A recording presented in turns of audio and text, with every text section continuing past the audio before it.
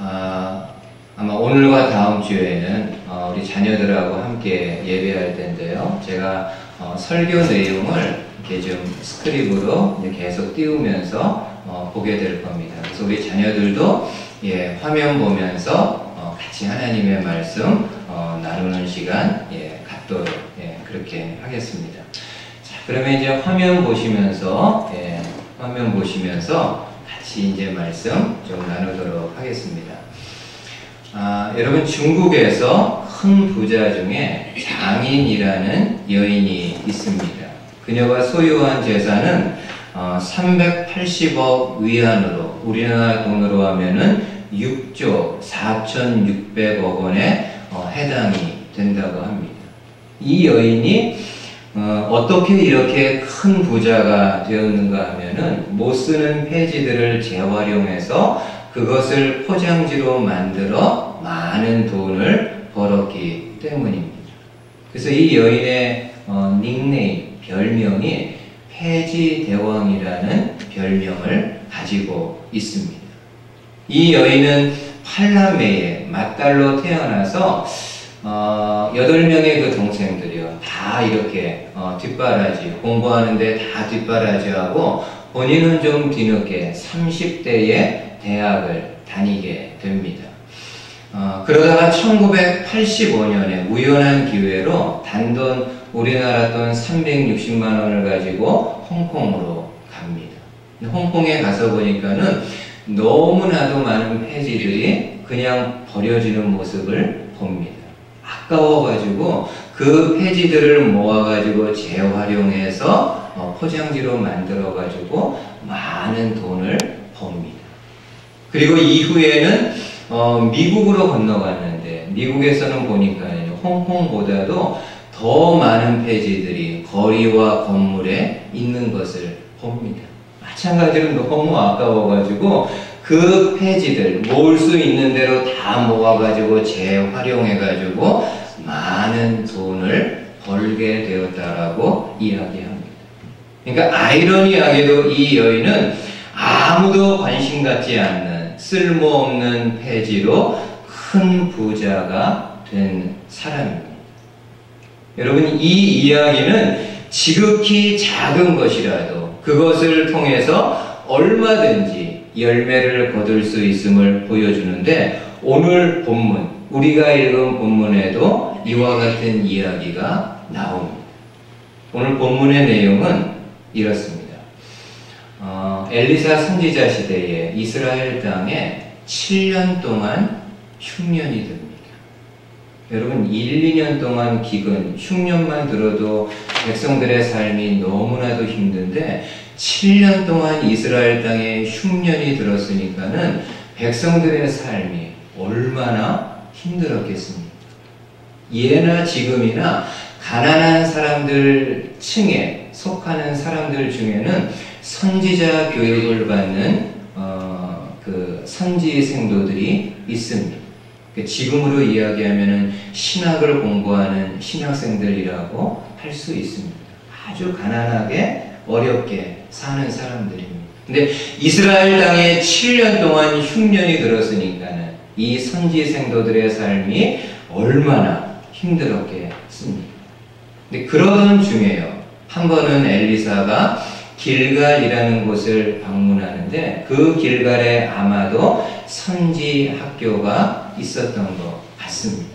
엘리사가 길갈에 도착해서 머무를 때 한 사람이 그 소식을, 엘리사가 길갈에 왔다라는 이야기를 듣고는 엘리사 선지자를 찾아옵니다. 오늘 본문에 보면은 이 엘리사를 찾아온 사람, 이름은 나와 있지 않지만은 바알 살리사라는 지역에서부터 온 사람이라고 이야기합니다. 그리고 여러분, 이 사람이 엘리사를 찾아왔을 때 그냥 빈손으로 오지 않고 먹을 양식을 가지고 찾아옵니다. 한번 여러분 42절 말씀 보세요. 42절에 한 사람이 바알 살리사에서부터 와서 처음 만든 떡, 곧 보리떡 20개와 또 자루에 담은 채소를 하나님의 사람에게 드린지라. 그가 이르되, 엘리사가 이르되 무리에게 주어 먹게 하라. 여러분, 엘리사가 사환에게 뭐라고 이야기합니까? 이 사람이 가지고 온 음식을 선지 생도들에게 주어서 먹게 하라. 저는 이 말씀 보면서 제가 신학교 다닐 때 생각이 좀 났습니다. 여러분, 제가 신학대학원, 신대원 다닐 때 가끔씩요, 자주는 아니고 가끔씩 큰 교회에서 목사님과 성도님들이 오시는데 그냥 빈손으로 오지 않고 전체 신학생들이 먹을 수 있는 음식을 가지고 옵니다. 그래서 아주 맛나게 먹었던 그런 생각이 났습니다. 근데 이 사람이 가지고 온 음식의 양은 어떻다라고 말씀하나요? 43절 보세요. 43절에 그 사환이 이르되 내가 어찌 이것을 100명에게 주겠나이까 하나 엘리사는 또 이르되 무리에게 주어 먹게 하라. 여호와의 말씀이 그들이 먹고 남으리라 하였느니라. 여러분, 이 말씀을 볼 때 그 당시 길갈에 선지학교에 선지 생도들이 약 100명 정도 있었던 것 같은데 이 사람이 가지고 온 음식으로는 100명이 먹기에는 턱없이 부족했던 양이었던 것 같습니다. 그러니까 사환이 엘리사에게 이야기를 합니다. 어떻게 이 양을 가지고 100명의 학생들이 먹을 수 있겠느냐. 그때 엘리사가 사환에게 다시 이야기합니다. 이 음식을 선지 생도들에게 주어 먹게 하라. 하나님이 말씀하기를 이 음식을 가지고도 100명의 학생들이 배불리 먹고 남을 것이라 말씀하셨다. 그리고 여러분, 정말 그 말씀 그대로, 하나님의 말씀 그대로 100명의 선지생도들이 배불리 먹고도, 배를 두드리면서 배불리 먹고도 남는 역사가 일어나게 됩니다. 여러분, 분명히 이 음식은, 이 사람이 가지고 온 이 음식은 100명이 먹기에는 지극히 작은 양이었지만은 하나님의 능력으로 그 100명이 충분히 먹고도 남는 역사가 일어나게 됩니다. 그러니까 작은 양을 통해서도 큰 일이 일어날 수 있음을 알 수 있습니다. 여러분, 예수님은 성도들에게 이런 말씀하시죠. 너희는 세상의 빛과 소금이라. 너희는 세상의 빛과 소금이라고 말씀합니다. 여러분, 빛과 소금의 특징 중에 뭐 여러 가지가 있겠지만은 빛과 소금의 특징 중에 하나는요, 아주 적은 양, 아주 작은 양을 가지고도 주어진 역할을 충분히 감당할 수 있다라는 겁니다. 우리가 경험하잖아요. 캄캄한 방이 있습니다. 아주 캄캄한, 정말 한 치 앞도, 내 발끝도 보이지 않는 캄캄한 밤인데 아주 작은 불 하나가 켜지면 어떻게 되나요? 정말 작은 불 하나만 켜져도요, 그 빛이 어두운 사방을 비춰줍니다. 여러분, 바닷물이 짭니다. 그럼 바닷속에 많은 소금이 있기 때문인가요? 그렇지 않습니다. 학자들이 이야기할 때 바닷속에 있는 소금의 양이 전체 얼마라고 이야기하는가 하면은 3%라고 이야기합니다. 바닷속에 소금이 3%밖에 없지만은요, 그 적은 양이 전체 바다를 짜게 만듭니다. 지금 예수님은 성도 한 사람 한 사람이 참된 예수님의 제자가 되어서 작게라도 그들의 삶에서 작게라도 변화된 삶의 모습을 드러내게 되면은 빛과 소금의 역할을 감당할 수 있음을 말씀을 합니다. 그러면 우리가 중요한 질문을 할 수가 있습니다. 어떻게 하면 우리가 빛과 소금의 역할을 할 수 있을까요? 주님은 저와 여러분들을 향해서 너희는 세상의 빛과 소금이라고 말씀을 하셨는데, 과연 우리가 어떻게 빛과 소금의 역할을 할 수 있을까요? 가장 중요한 거는요. 여러 가지가 있겠지만 가장 중요한 거는 우리가 예수님께 연결되어야 합니다. 저와 여러분들이요, 가장 기본적으로 예수님께 연결이 되어야 합니다. 한번 이렇게 생각을 해보시죠. 한번 이렇게 생각을 해보시죠. 요즘에 아이나 어른이나 이 스마트폰을 사용하는 사람이 가지고 있는 특징이 있습니다. 어떤 거겠습니까? 요즘에는 아이나 어른이나 어디 가면은요, 가장 먼저 어떤 거를 확인하나요? 와이파이가 되는지 안 되는지.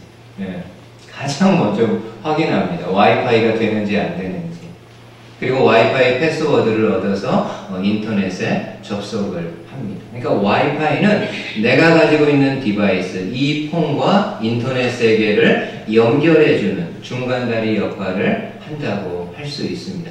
와이파이가 연결이 되어야만 인터넷을 사용할 수 있고, 와이파이가 연결이 되어야만 이 폰이, 이 디바이스가 제대로 워킹을 할 수 있습니다.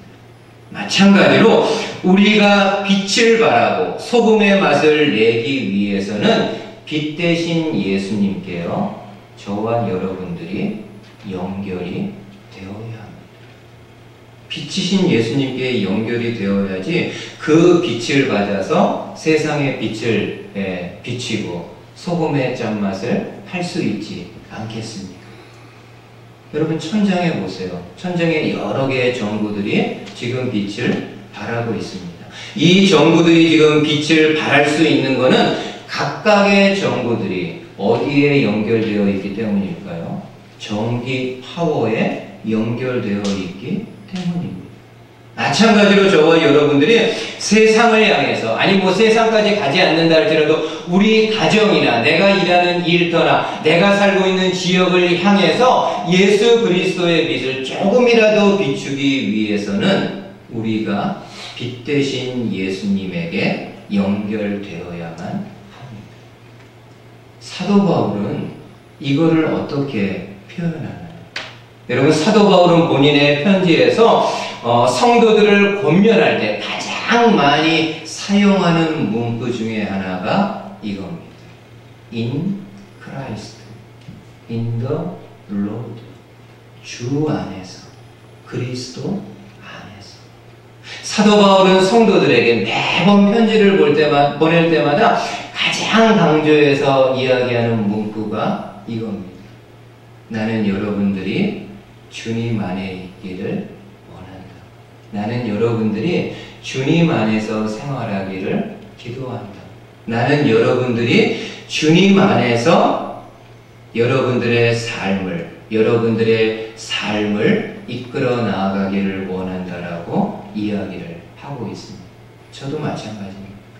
여기 계신 우리 자녀들, 또 우리 성도님들이 어떤 상황에서도 주 안에서 주님과 연결된 가운데 주님의 빛과 주님의 짠맛을 주변 사람들에게 드러낼 수 있는 성도님들 되실 수 있기를 주님의 말씀으로 축복을 드립니다. 두 번째로 하나만 더 볼게요. 엘리사를 찾아왔던 이 사람은 참 귀한 마음, 귀한 신앙을 가지고 있는 사람입니다. 여러분, 오늘 말씀해 보면 이 사람이 가지고 온 음식이 어떤 음식인지를 소개하는데 42절을 한 번만 더 보세요. 42절. 한 사람이 바알 살리사에서부터 와서 처음 만든 떡, 곧 보리떡 20개와 또 자루에 담은 채소를 하나님의 사람에게 드린지라. 여러분, 이 사람이 가지고 온 음식 중에 떡이 있다고 하는데요. 이 떡은 어떤 떡이라고 말씀하나요? 처음 만든 떡이래요. 여러분, 처음 만든 떡은 어떤 의미일까요? 이 사람이 농사를 해가지고 처음 얻은 곡식, 열매를 가지고 만든 떡을 이야기하는 겁니다. 그러니까 지금 이 사람은 어렵게 힘들게 농사를 지어가지고 그 농사의 첫 열매를 누구에게 가지고 온 건가요? 하나님께 가지고 온 겁니다. 하나님의 사람을 통해서 하나님에게 농사의 첫 열매를 가지고 온 겁니다. 이게 여러분 왜 귀한 일인가요? 이 정도 그냥 음식, 이 정도 곡물 가지고 온 것이 뭐가 그렇게 대단한 일인가요? 여러분 생각해 보세요. 제가 조금 전에 이야기한 것대로 지금 이 사람이 살고 있는 시대 상황은 어떻습니까? 7년 동안 무엇이 있다고요? 흉년이 들었다. 7년 동안 기근이 들어가지고 먹을 양식이 제대로 없는 상황입니다. 곡식이 얼마나 귀한 시대입니까? 곡식 나달 하나만 있어도요, 이거 하나 남주지 않고 다른 사람에게 주지 않고 차곡차곡 모아가지고 나중에 더 어려운 때를 대비해서 내 가족들을 먹여 살리기 위해서 보관해 두어야 되는 상황입니다. 근데 그럼에도 이 사람은요, 힘들게 농사하고 그 농사로 얻은 첫 열매를 하나님의 선지자에게 와서 하나님께 드리고 있습니다. 여러분, 하나님은요, 좀 한번 보세요. 하나님은 첫 열매를 굉장히 귀하게 여기십니다. 저와 여러분들이 믿고 있는 하나님은 어떤 거를 귀하게 첫 열매를요, 정말 귀하게 여기십니다. 왜냐하면은 첫 열매를 내가 드린다라는 것은 내게 있는 것 중에서 가장 귀한 것을 드린다라는 의미이기 때문에 하나님은 그 첫 열매를 받으시고 드린 사람을 축복해 주십니다. 이런 면에서 지금 여러분들이 드리는 주일 예배요. 이 주일 예배는 굉장히 소중하고 귀한 시간입니다. 여러분, 달력을 한번 상상해 보세요. 화면에도 여러분 달력이 있습니다. 썬데이, 주일. 이 썬데이 주일은 어떤 날인가요? 한 주간이 시작되는 첫날입니다. 그러기에 우리가 한 주간을 시작할 때, 한 주간의 첫날인 주일에 하나님을 예배하면서 한 주간을 시작할 때 하나님이 그 예배를 정말 귀하게 받으십니다.